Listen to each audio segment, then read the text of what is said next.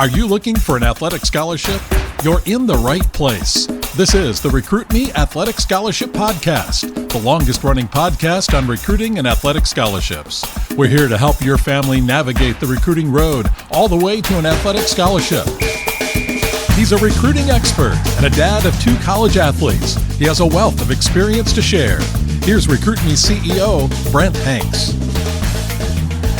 Welcome to episode 339 of the Athletic Scholarship Podcast. This is part 2 of an interview with Amy Sappington. Amy is a high school math teacher and an ACT prep tutor outside the classroom. Last episode 338, was part 1, and Amy gave you her background, why she got into ACT tutoring and strategies, what the basics are of the ACT test, what classes you should take in high school, and when a high school student should take the ACT test. This episode, part 2, will get into how Amy preps students for the ACT, how the regular scoring and the super scoring works. And just because you take an ACT prep class, you must practice, just like in sports. Here we go. Amy, tell the Recruit Me families about you and your family and your job and your background. This is my 23rd year in education. I teach at Ozark High School, which is a school that has around 1,800 students, grade 9th through 12. I've taught classes from 9th grade, Algebra 1, all the way up through pre-calculus. This is my 5th year to teach the ACT prep class here at the high school. And in that class, I mainly focus on math and science. Right now, I teach Algebra 2 and Honors Algebra 2. My family, my husband's an educator. He was elementary principal for years, and now he works as a curriculum director for the elementary.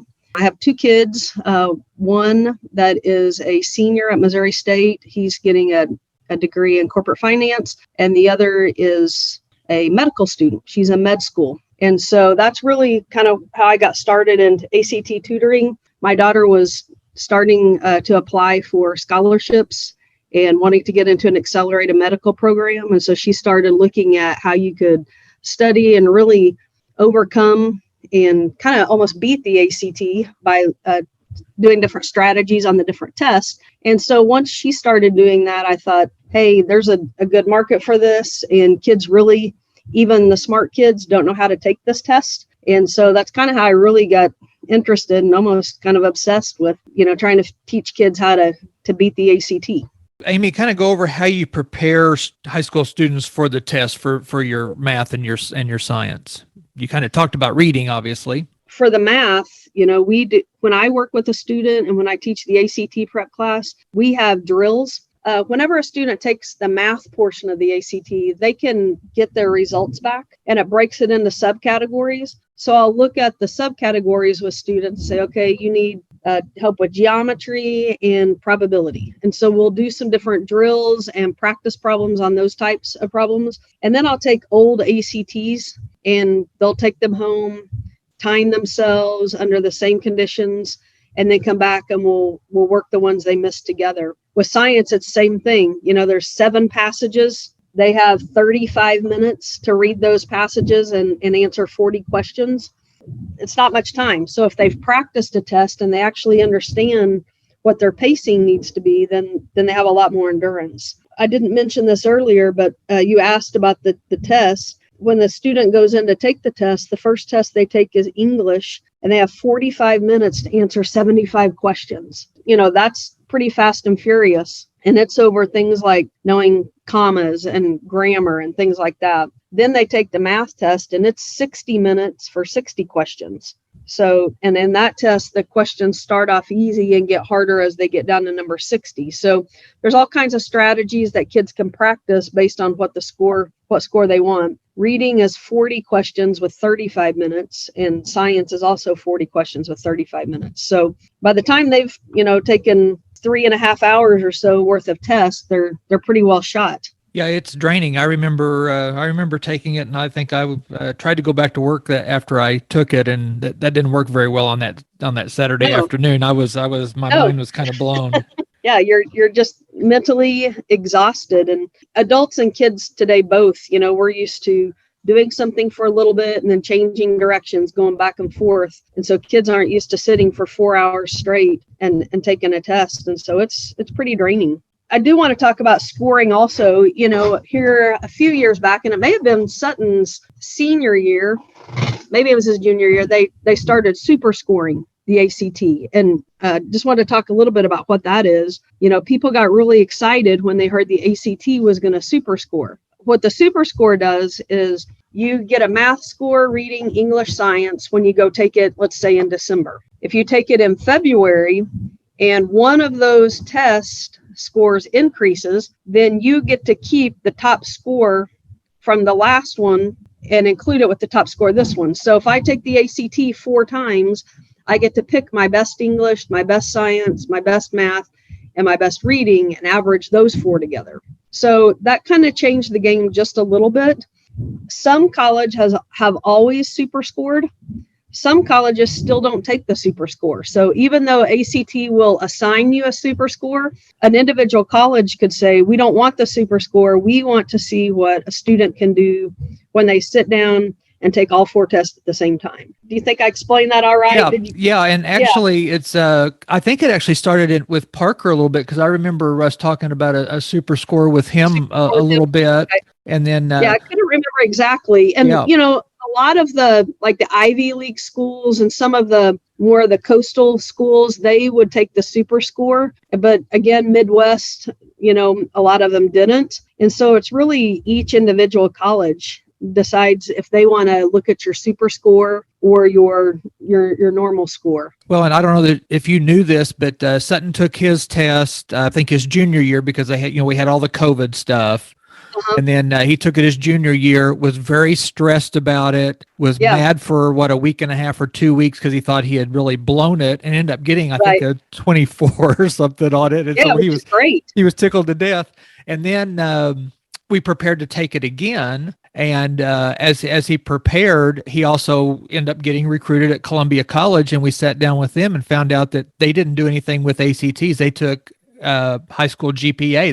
That's what his scholarship was based on. He went ahead and took it because he had prepared for it, and I don't know if it helped him on some classes, but go ahead and get ready to take it early. And then as you do your research on your colleges, you might find out that you don't need it, or you might find out that's the most important thing that you need to get in, or to also get classes taken away or get scholarship money. Exactly.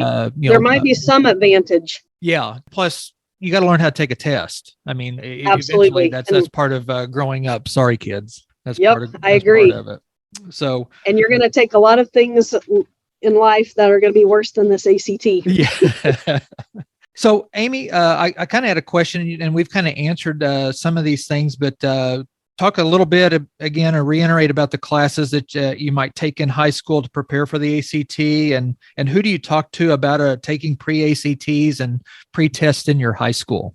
I would say as you're setting up your schedule to get ready for the ACT, you're taking your basic course. The same things you would take just for pre-admittance into just your freshman year of college. As far as math goes, you want to make sure you have algebra, geometry, algebra 2. In science, in Missouri anyway, you take physical science and biology, and then you get a choice on what to take after that. I would take chemistry and physics, because I know this last test that was given in December, there were 2 physics sections on there, and one that was more like anatomy, biology. So I would take physical science, biology, chemistry, physics, and then all your required English classes. And if your school offers anything like word study or some kind of class, creative writing, anything, just so that you're staying active. I've worked with kids, this kind of a little sidetrack, but I work with kids, all school year, and on ACT prep, they'll take it in April. They take time off. They take it again in July or the following October, and their score goes down. So you really want to make sure that you're taking the test while your brain is still thinking academically. You don't want to take time off. I tell the kids in my ACT prep class, if you're in this class first semester, you better take the December ACT, because that's when you're going to be best prepared. If you do nothing between December and April, your April score isn't going to be very good. So you have to take it while your brain is active and ready to go. I can't remember what your second and third question were there. Like who do you talk to maybe to get set up in your pre-ACT or your practice ACT test? Yeah, so I would say go to your high school counseling office. I mean, that's really where we have all of our resources. We have practice booklets in the counseling office. Ozark actually has a program on the computer called Naviance that has a free ACT prep app on it. So that's free to all students. To sign up for the ACT, that's just act.org, and they can give you ideas of books and things that you can practice. I don't know that we offer the pre-ACT, like sit down, get timed and all of that, but we do have the pre-ACT booklets. And that's also the counseling office is where you would go. And, if you have any kind of free and reduced lunch or qualify for any special aid, you can get vouchers to take the ACT for free. This is much like Recruit Me, where we try to give as many free and inexpensive resources to reduce not only your money output, but your time and your stress and anxiety. So what you do is very similar to what we do. So going in with a plan and a strategy is going to reduce all the stress. We just did in this new semester, I started a new ACT prep class. One girl says, "Hey, I didn't have time to finish the test. What do I do?" And so it's perfect to learn that during ACT prep class, not while she's actually taking the test and realizing I need to go faster. So it's all about reducing the anxiety, the stress, and just prepping yourself to be ready. And that's one thing I mentioned. Sutton he came back mad because he thought he had done not very good the first time he took it, and because he didn't finish some of the sections, and that's what stressed him. It wasn't actually the questions; it was that he didn't get through it. But I think as you guys got back to working together, then he could go into the second time and know what he needed to work on and know what he needed to do to at least get through it. I think it makes kids feel better when they get through the process. And Sutton, he was very smart, but he was a very thorough student. Like he wanted to think for a minute. He wanted to write everything down. And sometimes you just don't have time for that. And so when they practice having to pace themselves, they realize, hey, I know the answer to this. I don't have to write the number down. I can just circle my answer choice. Or, we even practice strategies for kids today aren't used to taking a standardized test where they have to bubble an answer sheet with a pencil. That sounds foreign to us, right? They're used to, typing things in on a computer. So just the practice of working a problem out in the test booklet and bubbling the answer sheet, that takes practice for some of them because they don't have practice doing that. The bells rang a couple times, and you probably have stuff to do. So, is there anything that we maybe missed that you wanted to kind of pass along to the Recruit Me families? Practice how you want to perform. If you want to speed up, you got to practice your pacing. If you want to practice your accuracy, you've got to practice some content. It really does parallel to the sports world perfectly. Practice the way you want to perform, and you will. I see kids increase a point or two every single time they take the test. If they're practicing. No kid wants to hear it, but practice. That's how you get better. So we have local people that listen to the podcast, and we have people nationwide. So this may not help too many people nationwide to give out your contact information, but would you want to give your contact information if anybody locally wanted to get with you for your tutoring? You could email me through the school. My address is Amy Sappington, AMYSAPPINGTON at ozarktigers.org. I do lots. I think this week I've tutored 10 kids outside of my normal work day. I have a hard time saying no because I want to see them get better. This last ACT, I had 2 parents text me and say, hey, because of the tutoring, they got into the college they want, or they got $3,000 more in scholarship, or tutored a private school student. She went up 6 points. She's there. She just needed to practice the strategies. So to me, that's super fun. People that are into sports want to get a full ride athletic scholarship, and we've talked a lot that they are few and far between. Absolutely. This is your best return on investment right here is your academics, and your your ACT testing can be one of your best return on investments. I think is the test $120? I think it's still just $60. $60, okay. I think it's $60, $60 or $65. And then there's 4 times a year that you can, for an additional $20, $25, you can purchase your test booklet with your answers and the correct answers. So you can kind of see what you missed and things like that. I always suggest for kids to do that if they can. Real quickly, how many tests are there? How do they rotate them? October, December, April, February, June, and July. So it's offered 6 times a year. 6 times. But they don't Yeah. they don't do the same test every time, right? Nope. The February test, which I think is interesting, if a student in Missouri takes a test, it'll be the same test as a student in Florida. And the way that the scale score is done is they look at how everybody that took the test on that national test day performed, and they base the scale score off of that score. So let's say on the math, you get 40 questions right in December, and that's a 28. Well, the next month you may get 40 questions right, and it could be a 30 because the people that took the test that month didn't score as well as you did. So I don't know if that kind of makes sense, but it's scaled based off of performance nationwide. Well, that's good to know, and just one of those things that is kind of nice to know in the back of your head in case you thought you did really, really well and your score didn't go up a whole lot or vice versa. Right. Yeah, and I'll have kids that come to me and say, I thought the test was easy and everybody else thought it was hard, and say, that's good. That means your score is going to be better than you think. Well, we'll let you get back to your classes, and we appreciate it. And I know if people have any questions, I'll try to pass those along to you. Maybe we can get with you down the road to answer more ACT testing questions. All right. Sounds great. Thanks, Amy, bro. Thank you.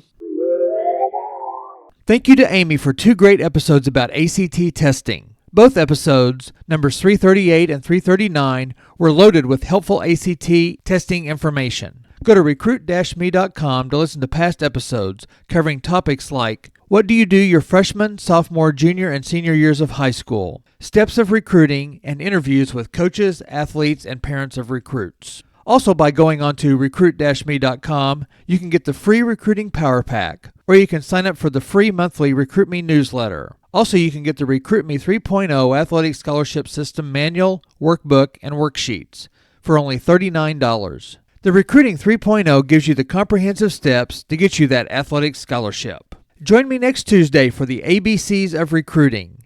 Get the 26 helpful recruiting tidbits guided by the letters of the alphabet. See you next week on the Athletic Scholarship Podcast.